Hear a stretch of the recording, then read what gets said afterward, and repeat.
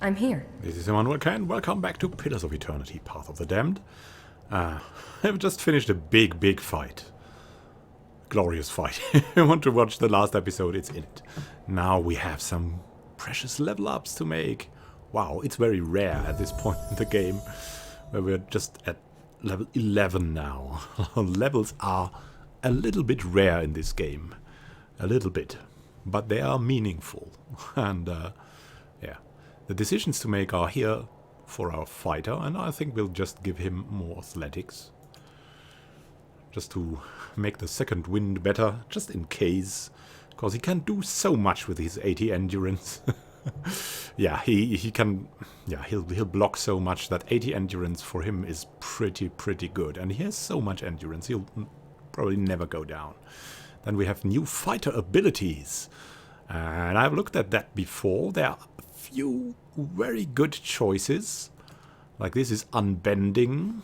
50% of damage taken converted to healing over time. But you have to do that yourself. It's instant, but you have to make it. Then you have fearless. Immunity to frightened and terrified. Very nice, but he has really high resolve. So that's not really bad. Now, passive. A passive talent of Unbroken. Like the fighter will basically revive after being reduced to like 0 hit points. Or endurance, as you will. He'll be revived with a buff. Like, that is very good too. But, of course, Adonan will never be knocked out. As it's very rare he gets knocked out, and so I want that to be even rarer with a critical defense, like 20% of incoming crits converted to hits and 10% of incoming hits converted to graces. This is very helpful in the Path of the Damned, where the enemies have very high perception. And so this percent bonus that reduces that is very good. It's superior to any deflection or something like that. A percent bonus like that is worth gold, like. So we're going to take that. He's going to be a critical defender now. Very critical. So let's take that. Then let's go over to our priest, who also got a level up, thankfully. Now what are we going to give him? I think we're going to give him maybe some more lore. Maybe some more athletics. Like it's... With the survival, I'm not really a fan of that for the priest. I think he just needs to survive somehow. And athletics is good for that. Laws would also be good to use the level scrolls, but we have stick to selling them to increase our constant and yeah, our equipment that stays with us, because that's very important. And so we're going for athletics for now. Now for the spell mastery, I have thought about it much, because spell mastery is maybe you get a spell and you can use that spell once a fight. So that's a very good thing. So you should use something that you would like use anyways. So what could that be? It could be like that spell, Divine Mark, that will save us resources. It could be Holy Power. But I think Divine Mark is really good because you can use it like in every fight and it saves you resources. Definitely saves you resources. Has a bonus accuracy and all of that. What can you also use in every fight? Not that much really. Holy Power is the other choice. And as our fight Quarrel, he doesn't have that high perception, we might go for the Holy Power. Like, I haven't used it much, but I want to use it now. Like, I should have read it. It's very good. It's 45 seconds, 3 might and 7 resolve. So it increases our defense, the party's defense, a lot. And the damage a bit. And that is enough for me to use it at the start of a fight. So we're going to get the Holy Power for free each fight. Now let's see what was left by these guys here. I'm so happy there's no weight restriction in this game. I can tell you that. Quietly now. Now let's sneak around. We're at the Court of the Penitents, very far into the game. Of course. And yeah, here's the soul prison. Over there's the soul prison, and with a fight coming as well, probably. And I'm not sure. Maybe there is still something to fight, maybe there is not. Let's see what goes. First, we want to look for traps, of course. And I'm always hitting tab, because, yeah, I want to find everything. This seems kind of awesome. I don't know what that is, but it looks pretty good. Well? Isn't it trapped? Where there's a pick, there's a way. Well, it seems like it is. Very good. An exceptional brigandine. Good to sell. Nothing else. Maybe if we can... Oh, what do these stones mean? Yeah?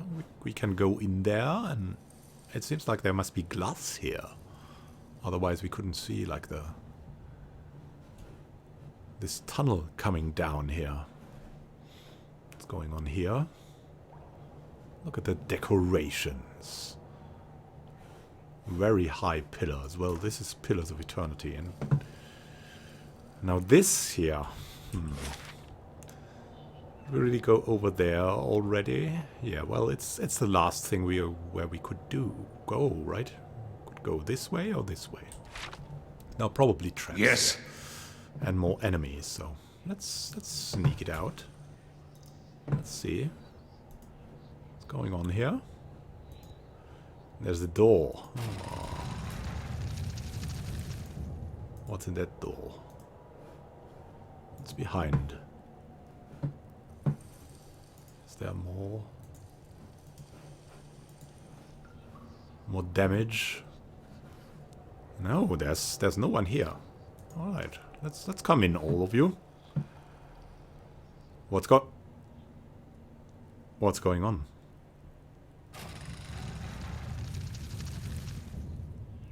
We should have rested, probably. God. Iovara, a column of Adra rises above you, stoic and silent, its ridged layers a measuring stick for the passing of ages. It feels to you as a thick block of ice, and you perceive buried deep in its core a dim, flickering flame, all but extinguished, yet preserved against the ravages of the elements. At your approach, the flame seems to steady and draw strength, and the layers separating it from you melt away, and you are bathed in its glow, a bright beacon in the gloom. Huh. What's going on here? The glow seems to fade as though you had adjusted to its intensity, and where it was, Iovara seeps into existence, an idyllic shade hovering above the most moist prison floor. Though ageless, she appears somehow different to you now, a slight stoop to her carriage, perhaps, or a trace of sunkenness in her eyes. There is a broad scar across her face, fibrous and warmy, where flames once leapt, unhealed even in death. Hello, old friend. The ages have been kind to you, I hope. You are so different now from who you were then, yet much remains the same. Old troubles with a new face. What is it that has brought you here? Nice compliments. Oh, well, I go where her fate takes me. What would we say here? It would seem that I have unfinished business here. I'd hoped after our last discussion you would find what you sought. Has it eluded you all this time? I can only guess your presence here has something to do with Theos. The energy of this place changes when he is near. I don't know what he has done, but I do know of the souls that pass through here now. They do not come by choice. Theos diverted them from the cycle. He seems to empower Vudikar and to blame Animancy for the damage he's caused. After all this time, he would still stand against the tide. You knew me when Theos did. There's something I need to know about that time. I will tell you what I remember. There's something about that lifetime my soul can't let go of. I need to know what it is, and I'm running out of time. I see moments from that life, of you, of the Inquisition, of Theos. I can see his influence, still hanging like a weight about your neck. So it always was. He had inspired something in you.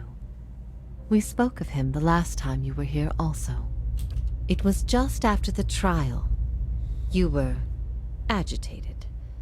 I think because you started to consider that what I was teaching may have been true. And what was that? Iovara's mouth tightens and her brow furrows a look of pity. Her eyes shift back and forth between each of yours, as if looking for something that would help her decide whether to speak. That the gods aren't real. What I taught was that the gods whose faith we had been spreading were not gods at all, but something else entirely. Something created by people. By people? Aha. Well, that's surprising. That's surprising. I mean, we didn't like the gods much, but how did you discover this? The Nguithan missionaries all knew it, but they never told the rest of us. They meant it to be a secret that died with them, and in the end, they allowed their bloodlines to fade from memory. I had been assigned to join a few of them at a temple. I found the door to their chambers closed, but the room was stone and the door thin. Their voices carried. I heard enough. I investigated the things they spoke of, and everything was there, just as they said it'd be. Later on, after I left the Order, a few Nguithans found my words persuasive and joined my cause. They revealed what I did not already know. Who created these gods and for what? They were conceived by Engwith, a society of high minds and broad concerns. Theos's people. In their time, every people worshipped its own gods. Sometimes they warred over it. After a few wars of their own, the Nguithans sought an end to it. They devoted all their energy to finding the true creators. Generation after generation, they prodded and worked the stitching of the world and unlocked its secrets. One day, they found an answer. Except the answer was no answer at all. There were no gods to be found. Or if there ever were, they were gone. It shook them, this finding. If they could discover this on their own, how long until others would? How long before war and chaos reigned over a world without consequence? But they had mastered many things in their pursuit of these answers. And with their mastery, they crafted their own gods to fill the void, and sent missionaries to the corners of the world to spread their faith. And this is why you started your own faith? I never thought of it as faith, but I think you are right to call it that. Let the world see. Let them decide what to do. That was my faith. I became a missionary because the gods brought me hope that I wanted to bring to others. For a time, the truth sent me to a dark place. Then the day came when I realized nothing had changed, that I still had a purpose, and the purpose was the same and it was worth living for. I began questioning the other missionaries in public, exposing their parlor tricks. In time, their following became mine. Impressive, Iovara, impressive. Is it true what you taught? You asked me this once before. Nothing I can say would be any proof, and it may be certainty your soul craves. Resolution. But if you are bound for the same place Theos directs these souls, you will see for yourself, as you once did. Everyone faces this truth at one time or another. Few confront it. Few have the stomach to ask what if. And in avoiding the question, they deny themselves an identity of their own. feel the weight of Iovara's translucent eyes upon your soul? What if we can be assured of nothing? Yeah, what? And what do we want to say to that? I have to think about that a bit. Maybe you can think about what you would say as well, and we'll see ourselves in the next episode. Thank you for watching, and happy gaming to you.